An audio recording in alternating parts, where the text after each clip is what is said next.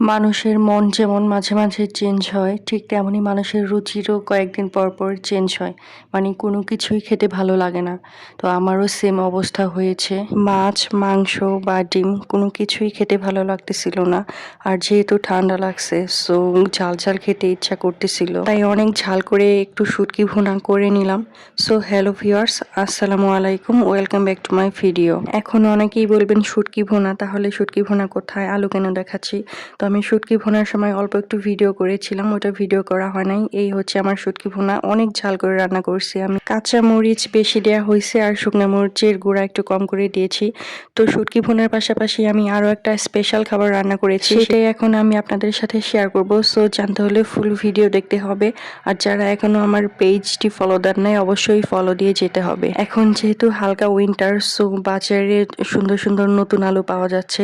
তো আমি হচ্ছে কিছু নতুন আলু আনছিলাম বাজার থেকে, বাট আলুগুলা হচ্ছে একটু বড়, এর জন্য আমি ছোট ছোট করে কেটে দেন হচ্ছে হাফ বয়েল করে নিয়েছি। এটা কিন্তু ফুল বয়েল করা যাবে না। আলুর দম কে কে খেতে পছন্দ করেন অবশ্যই কমেন্টে জানিয়ে যাবেন।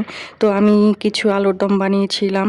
তো আলুর দমের জন্য আমি এখানে বড় আলু নিয়েছিলাম, যার জন্য হচ্ছে আলু ছোট ছোট পিস করে দেন হচ্ছে হাফ বয়েল করে নিয়েছি। আমি এখানে পেঁয়াজ নিয়ে প্রথমে কিছুটা পেঁয়াজ হচ্ছে একটু ভেজে নিচ্ছিলাম, মানে কষিয়ে নিচ্ছিলাম। আলুর দমের সাথে ভাত নাকি পরোটা নাকি এমনি রুটি, কার কোনটা খেতে বেশি ভালো লাগে? আমার কাছে সবচেয়ে বেশি ভালো লাগে হচ্ছে পরোটা খেতে। আমি এখানে 2টা এলাচি আর একটা দারুচিনি ইউজ করেছি, আর অল্প একটু পাঁচফোড়নও দিয়েছি। একদম সামান্য পরিমাণ আদা আর রসুন বাটাও অ্যাড করে দিয়েছি। ইহান আলু খেতে অনেক পছন্দ করে, সো ওকে আলু দিয়ে যা ইচ্ছা তাই বানিয়ে দিলেও ও খেতে পারে। তো আমাকে বারবার বলতেছিল আলু দিয়ে কোনো কিছু বানিয়ে দিতে, দেন হচ্ছে আমি ভাবলাম যে আলুর দমই বানাই। সো আমার নিজের মন মতো রেসিপি করে হচ্ছে আমি আলুর দমটা বানিয়েছি। সো এখানে কেউ কোনো কিছুই জাজ করবেন না।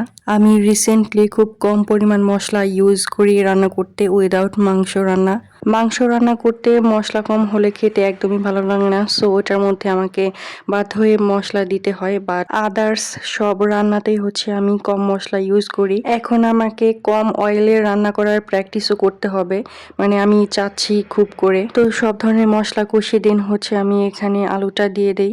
আলুটা কিন্তু আগে থেকে হাফ বয়েল করা। সো আমি সব মশলা এখানে মিক্সড করে আলুর সাথে দেন হচ্ছে আমি অল্প একটু পানি দিয়ে ঢেকে দেই। আর এটা রান্নার সময় বেশি নাড়ানো যাবে না, বেশি নাড়লে হচ্ছে আলুটা গলে যেতে পারে। যেহেতু আমি আলু কেটে দিয়েছি, আলুর সাইজ একটু বড় ছিল, সো আমি ছোট ছোট পিস করে দিয়েছি। ছোট সাইজের যে নতুন আলু পাওয়া যায় ওটা দিয়ে করলে সবচেয়ে বেশি মজা হয়। মাঝে মাঝেই কোনো কিছুই খেতে ইচ্ছা করে না, তো তখন মনে হয় অনেক ঝাল করে কোনো কিছু খেতে পারলে ভালো লাগবে। মাছ, মাংস বা ডিম কিছুই খেতে ভালো লাগে না। এর জন্য হচ্ছে আমি নিজের জন্য অনেক ঝাল করে শুটকি রান্না করছি। আর এখানে হচ্ছে ইহানের জন্য আলুর দম বানিয়েছিলাম। তো আমি এখানে এক্সট্রা কোনো ঝোল রাখি নাই। সো এটা খেতে কিন্তু বেশ ভালোই মজা হয়েছিল, আর পরোটা দিয়ে অনেক মজা লাগতেছিল।